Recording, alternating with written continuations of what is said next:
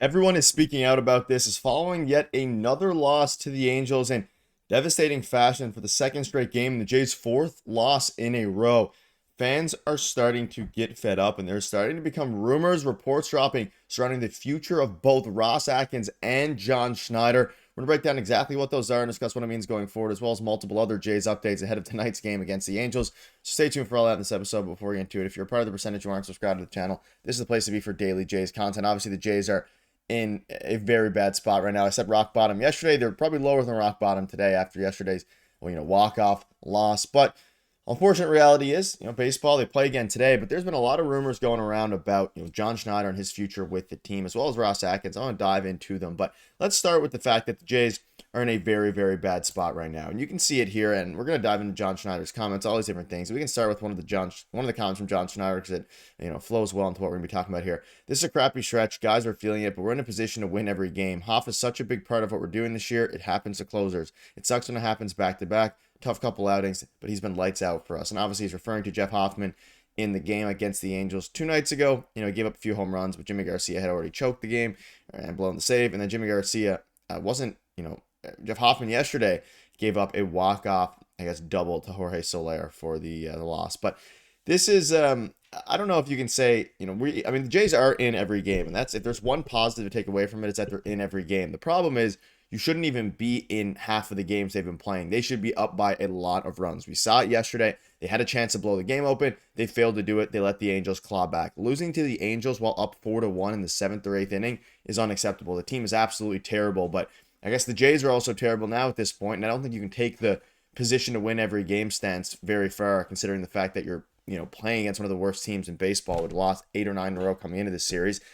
But, he's going to defend his closer. It's not Jeff Hoffman's fault at all. And the bullpen is absolutely worn down. You see this here. The back end of the bullpen was nearly perfect for a month despite heavy usage. Now they're tired and natural regression is here. What is the offense going to do about it? Have they blown a single team out? The current formula is that of a team that won't win many games. I don't want to overreact in May, but this team is thin in almost every area. It feels like it could get ugly fast, and it does not reflect well on a GM who has been giving plenty of resources to build a winner. And I think it's the point now where there is a good chance that again, this is the last year of the contract of Ross Atkins, of John Schneider, all these different guys, and there's a good chance that John Schneider could end up being the fall guy here, and he could get fired very soon if things continue to spiral. And that's, I was going to say, the unfortunate reality, but a lot of fans out there want John Schneider to be fired. I'm curious to see what you guys think about that particular instance. Do you want John Schneider fired, or do you think that it's not his fault? I think it's kind of a mix of both. John Schneider, he can be better, right? He can be better as a manager. His bullpen management is not fantastic, all these different things.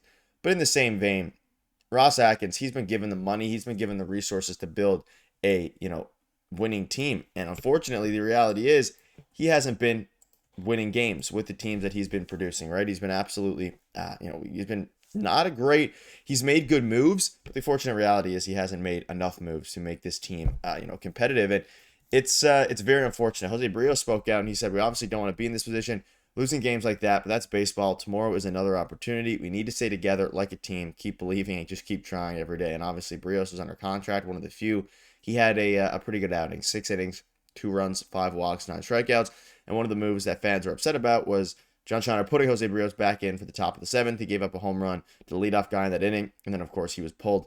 I don't really blame John Schneider for that. At some point, you have to just take what you're given. John Schneider doesn't have many assets right now to win games. Obviously, they're struggling in the bullpen regard because they've been overworked. Their offense has been very bad. All these different things. They are not in a very good spot as it pertains to the bullpen, as it pertains to the offense. And at some point, you had to put blame on Ross Atkins rather than the front office, rather than John Schneider.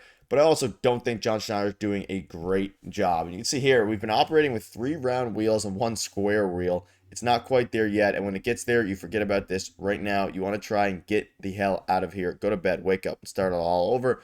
And the unfortunate reality is, John Schneider, you can't do that. And I think he knows that. I don't know if Ross Atkins is going to be allowed to go through his third manager with his time with the team. Of course, Gibbons, Montoyo, and now John Schneider. At the same time, though, I don't know exactly if, on the flip side of things, what firing John Schneider will fix. Now, there's been some comparisons about how, if you're a Leafs fan, Sheldon Keefe, they couldn't get anything out of the team, albeit he got more out of the team than the Jays have. And they fired Sheldon Keefe, they hired Craig Berube, and now, of course, they're in a much better spot in the first year with the new coach. Maybe that's going to happen with the Blue Jays. They fire John Schneider. They get some sort of maybe an experienced coaching, because there is some similarities between, Keefe and John Schneider in the sense that they both came out through the system.